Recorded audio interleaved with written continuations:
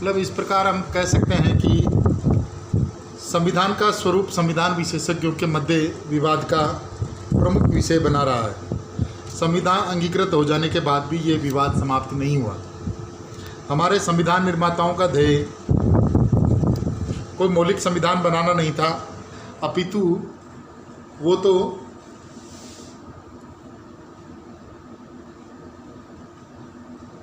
एक काम चलाऊ और व्यवहारिक संविधान निर्मित करना चाहते थे।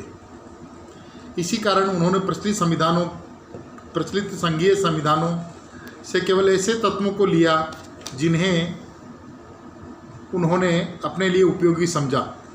डॉक्टर सुभाष कश्यप इसके ऊपर अपनी लेखनी चलाते हुए कहते हैं कि प्रश्न जो प्राय उठाया जाता है वह है केंद्र और राज्यों के बिगड़ते हुए संबंध का। तेलंगाना आदि राज्यों की मांग तथा संघात्मक व्यवस्था के गंभीर भविष्य का यहाँ भी एक भारी भ्रांति के शिकार है, और यह है कि भारतीय संविधान संघात्मक अथवा फेडरल। क्या हम ऐसी संवैधानिक व्यवस्था को फेडरल कह सकते हैं जिस व्यवस्था के अंतर्गत केंद्रीय संसद जब चाहे राज्यों के नाम, सीमाएं, आकार, क्षेत्र आदि बदल सकती हो? बड़ा महत्वपूर्ण प्रश्न उठाया सुभाष कश्यप ने। क्या हम ऐसी व्यवस्था को संघीय व्यवस्था कह सकते हैं जिसमें केंद्र की संसद यानी कि केंद्र की सरकार जब चाहे तब किसी भी राज्य का नाम बदल सकती है, सीमा बदल सकती है, क्षेत्र बदल सकती है, उनका विभाजन कर सकती हो, उनके क्षेत्र के टुकड़े कर पड़ोसी राज्यों में बांट सकती हो, और मानचित्र से किसी भी राज्य विशेष को पूर्णतया मिटा सकती हो, जब चाहे राज्यों की प्रतिनिधि सरकार को समाप्त कर सकती हो और किसी भी राज्य या राज्यों का शासन सीधे अपने हाथ में ले सकती है। ये देखिए, संविधान की जो संघीय व्यवस्था है उसके ऊपर ये एक बहुत बड़ा प्रश्न चिन्ह है कि क्या हम वास्तव में सच्ची संघीय व्यवस्था की स्थापना की हमने। क्योंकि अभी जो पिछले दिनों लगभग एक साल पहले पिछले वर्ष अगस्त में जो धारा 370 को हटाया, अब उसके ऊपर कई तरह के तर्क हैं। मतलब 370 में ही 370 को विड्रॉ करने का प्रावधान था। दूसरा तर्क ये है कि भाई वहाँ की जो विधानसभा है जम्मू कश्मीर की, उसकी सहमति लेकर के इसको ख़त्म किया जा सकता है। लेकिन मजबूत केंद्र सरकार ने संसद के एक प्रस्ताव के द्वारा 370 को उठा दिया और जम्मू और कश्मीर का नक्शा बदल दिया। वहाँ जम्मू एंड कश्मीर तथा लद्दाख ये केंद्र शासित प्रदेश बना दिए। तो सुभाष कश्यप जी की जो प्रश्न है, चिंता तो नहीं कह सकते इसको। एकात्मक शासन भी बहुत अच्छे शासन होते हैं और संघात्मक भी बहुत अच्छे होते हैं।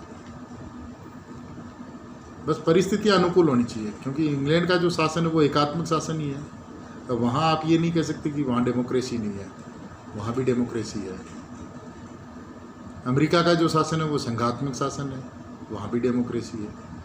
अब भारत में हमने इसको मिक्स कर दिया। हमने ना तो इसको पूर्ण संघीय व्यवस्था बनाया, ना पूर्ण एकीकृत व्यवस्था बनाया। और ये कन्फ्यूजन अभी जिन विद्वानों के नाम ले करके अपने बात की आपने, उनमें अपने को समझ में आ रही है।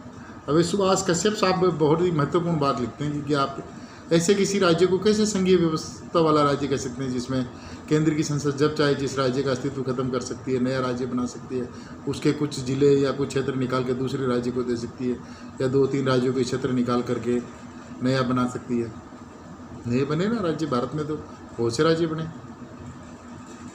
हिमाचल और पंजाब का विभाजन भाषा के आधार पर, हिमाचल, पंजाब, हरियाणा का, आंध्रा और तेलंगाना का, झारखंड और बिहार का, उत्तरांचल और उत्तर प्रदेश, छत्तीसगढ़ और मध्य प्रदेश, ये सारे नहीं बने। तो अभी लेटेस्ट उदाहरण आपके पास जम्मू कश्मीर और लद्दाख का देख सकते हैं। अब ये जो एकात्मकता की जो पावर्स हैं, भारत की संसद को इतना बलशाली या इतना मजबूत बनाया गया, भारत की पार्लियामेंट को, या यूँ कहें कि अप्रत्यक्ष रूप से केंद्र सरकार को, इसके लिए जो अम्बेडकर ने संविधान सभा में स्पष्ट कहा था कि हमें ने राज्यों का एक संघ बनाया है, और जिसमें राज्यों के संघ में किसी राज्य को ये आज़ादी नहीं है कि वो इससे अलग हो जाए।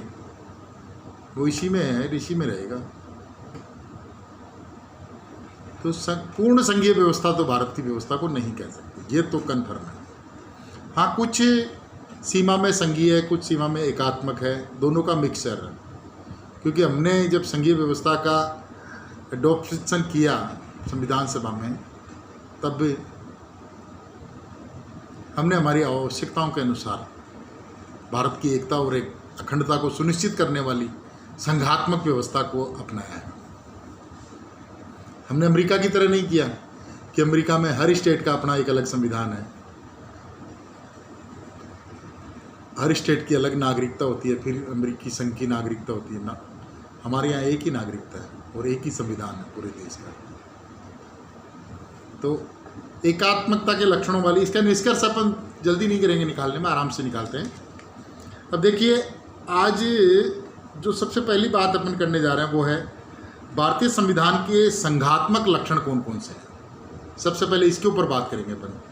भारत के संविधान में ऐसे कौन सी बातें हैं जो कि इसको सिद्ध करती है कि ये संघात्मक व्यवस्था है। संघवाद वह तंत्र है जिसके द्वारा राज्य की सारी शक्तियों का विभाजन दो प्रकार की सरकारों के मध्य हो जाता है। ये दो प्रकार की सरकारें केंद्रीय और राज्य सरकारों के रूप में होती है।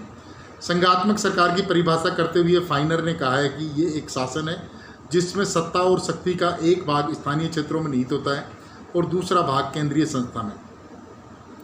डाइसी के अनुसार संघात्मक राज्य एक ऐसी राजनीतिक रचना है जिसमें राष्ट्रीय एकता और शक्ति तथा प्रदेशों के अधिकारों की रक्षा करते हुए दोनों में सामंजस्य स्थापित किया जाता है। गार्नर के कथनानुसार ऐसी शासन प्रणालियों के केंद्रीय और स्थानीय संगठन एक प्रभुसत्ता के अंतर्गत स्थिर होते हैं और ये दोनों प्रकार के निश्चित अधिकार क्षेत्र की सीमाओं में जो सामान्य संविधान द्वारा निर्धारित की गई है सर्वोपरि होते हैं। वस्तुतः संघवाद का सिद्धांत सीमित सरकार के सिद्धांत से संबंधित है।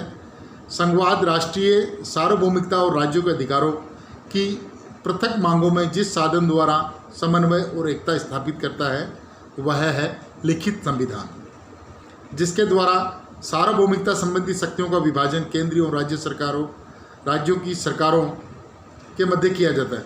फिर संघवाद का मूल कारण शक्ति के विभाजन का सिद्धांत है। केसी वीयर ने लिखा है कि संघीय सिद्धांत से मेरा तात्पर्य शक्ति के विभाजन के तरीके से है, जिसमें सामान्य संघीय एवं क्षेत्राधिकार राज्य सरकारें अपने अपने क्षेत्र में पृथक होती है।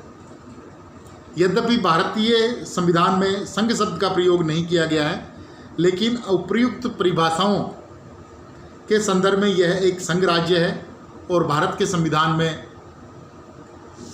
निम्नलिखित एक तरह की यूँ कह सकते हैं अपन कि भारत के संविधान में अनेक ऐसे लक्षण हैं जो इसको संघीय शासन व्यवस्था सिद्ध करते हैं। जैसे पहला, संविधान की सर्वोच्चता। भारत के अंतर्गत ये तो एक सार्वभौमिक सत्य है कि भारत में ना केंद्र सरकार सर्वोच्च है ना राज्य सरकार का, तो मतलब ही नहीं है सर्वोच्च होने का। भारत में सर्वोच्चता है संविधान की। संविधान की सुपरमेसी हमने स्वीकार की है, कानून का शासन है भारत के अंतर्गत। तो संघवाद का जो सबसे पहला जो लक्षण है वो यही है कि संविधान की सर्वोच्चता होनी चाहिए। अब इसमें आप पेज निकाल सकते हो, अपन साइड में निकाल सकते हैं कि संविधान को संशोधन करने का अधिकार तो केंद्र के पास ही है, तो सुपर पावर तो केंद्र सरकार ही हुई। देख, परंतु क्या मतलब सप्लीमेंट्री बातें हैं ये, लेकिन सबसे पहली जो बात है संघीय व्यवस्था की वो है संविधान की सर्वोच्चता, और वो भारत के अंतर्गत पाई जाती है संविधान की सर्वोच्चता। दूसरी है शक्तियों का विभाजन। भारतीय संविधान के द्वारा शक्तियों का स्पष्ट विभाजन किया गया है।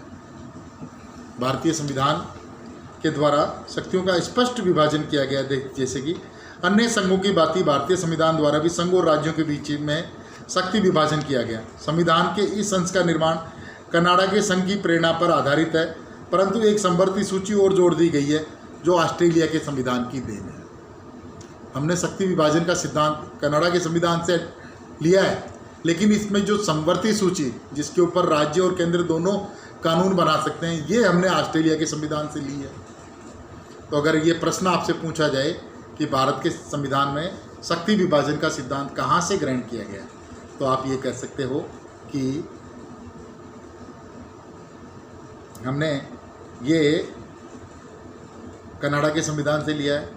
और अगर आपसे ये प्रश्न पूछा जाए कि समवर्ती सूची का कॉन्सेप्ट भारत के संविधान में कहाँ से आया, तो आप ये उत्तर दीजिए कि ऑस्ट्रेलिया के संविधान से। शक्ति विभाजन कनाडा के संविधान से और समवर्ती सूची का जो कॉन्सेप्ट है वो ऑस्ट्रेलिया के संविधान से। अब देखिए, भारत में शक्तियों का स्पष्ट विभाजन किया गया। संघ सूची है जिसमें 97 आर्टिकल्स दिए गए हैं। इसमें जो प्रमुख आर्टिकल वो आप मोटे तौर पे आप खुद भी समझ सकते हो। प्रतिरक्षा, सशस्त्र सेनाएं, अणुशक्ति, विदेशी कार्य, राजनयिक प्रतिनिधित्व, युद्ध एवं शांति, डाक तार, बेतार, दूरभाष, संचार, सिक्का, टंकण, विदेशी विनिमय, विदेशी ऋण, भारत का रिजर्व बैंक, सीमा कर इत्यादि इत्यादि जो संघ के विषय माने गए हैं, मुद्रा वगैरह, RBI वगैरह। अब दूसरा है अपने पास राज्य सूची। राज्य सूची में कुल 66 सब्जेक्ट्स रखे गए हैं, लेकिन इसमें थोड़ी सा अब चेंज किया हमने। मूल संविधान के अंतर्गत राज्य सूची में 66 विषय रखे गए थे, लेकिन 42वें संशोधन 1976 द्वारा राज्य सूची से 4 विषय, शिक्षा, वन, जंगली जानवरों और पक्षियों की रक्षा तथा नाप तोल, राज्य सूची से हटाकर समवर्ती सूची में शामिल कर दिए गए। शिक्षा, वन और जंगली जानवरों और पक्षियों से संबंधित। अब राज्य सूची के जो प्रमुख विषय हैं वो है पुलिस, न्याय, जेल, स्थानीय स्वशासन, सार्वजनिक स्वास्थ्य, कृषि, सिंचाई और सड़कें। राज्य सूची में शामिल विषयों के संबंध में कानून बनाने का अधिकार केवल राज्य विधानमंडल को प्राप्त होता है। तीसरी जो सूची बनाई गई है अपने यहाँ पे वो है समवर्ती सूची। इस सूची में वे विषय रखे गए जिनका महत्व क्षेत्रीय और संघीय दोनों ही दृष्टियों से महत्वपूर्ण है। मूल संविधान के अनुसार इस सूची में 47 विषय थे, लेकिन 42वें संशोधन द्वारा राज्य सूची के 4 विषय समवर्ती सूची में शामिल कर दिए गए हैं और एक नवीन विषय जनसंख्या नियंत्रण और परिवार नियोजन समवर्ती सूची में जोड़ा गया। इसमें कुछ प्रमुख विषय हैं जैसे फौजदारी विधि और प्रक्रिया, निवारक निरोध, विवाह और विवाह विच्छेद, कारखाने, श्रमिक संघ, औद्योगिक विवाद, सामाजिक सुरक्षा, नागरिक और सामाजिक बीमा, शिक्षा, जनसंख्या नियंत्रण और परिवार नियोजन। समवर्ती सूची के ये विषय केंद्र तथा राज्य दोनों के 6 क्षेत्राधिकार के अंतर्गत रखे गए हैं। इन विषयों पर यदि केंद्र सरकार ने कोई व्यवस्थापन नहीं किया तो राज्य विधानमंडल कानून बना सकते हैं, परंतु यदि संसद कभी भी कानून बना दे तो वह राज्य द्वारा पारित विधि को शून्य घोषित कर देगा। परंतु अनुच्छेद 254 के अंतर्गत इसका एक अपवाद भी है। यदि समवर्ती सूची पर राज्य के व्यवस्थापन को राष्ट्रपति की अनुमति प्राप्त हो चुकी है तो यह विधि संसद की विधि के बावजूद भी लागू रहेगी।